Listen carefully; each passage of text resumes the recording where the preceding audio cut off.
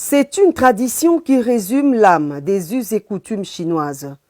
Pour une visite officielle d'un chef d'État, les autorités chinoises suggèrent à leurs hôtes de marque un passage utile à des sites qui racontent l'histoire tumultueuse et glorieuse du vaste territoire chinois depuis la préhistoire. Le président de la République Félix-Antoine Tshisekedi Tshilombo n'a pas dérogé à cette tradition en mettant à profit le deuxième jour de son séjour pour se rendre aux différents sites hautement symboliques lui proposés.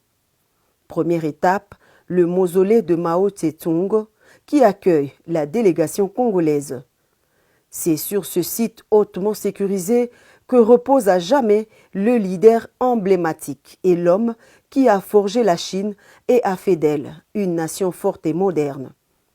Un monument sépulcral situé en plein cœur de Pékin, c'est à cet endroit couvert de marbre qu'est exposé le corps embaumé de celui qui a dirigé des mains des maîtres la République populaire de Chine entre 1945 et 1976, année de sa mort.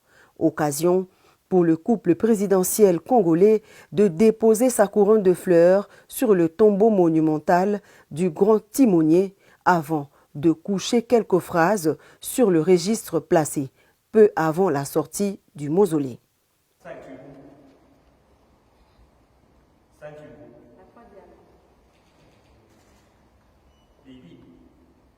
se termine la cérémonie de recueillement. Et à quelques encablures de là, le musée communiste situé à l'est de Beijing.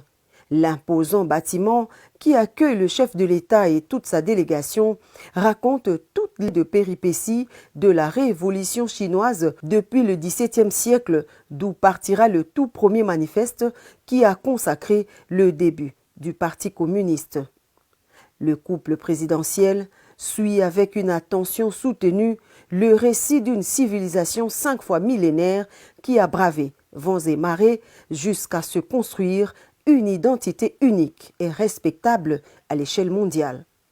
La structure couvre 6,5 hectares avec une longueur frontale de 313 mètres et une hauteur de 4 étages. Le musée communiste compte une trentaine de salles d'exposition, des installations de stockage ultra-modernes et possède une collection de plus d'1 million d'objets précieux et rares que l'on ne trouve nulle part au monde. La cité interdite, dernier site à accueillir le président de la République, Félix-Antoine Tshisekedi Tshilombo.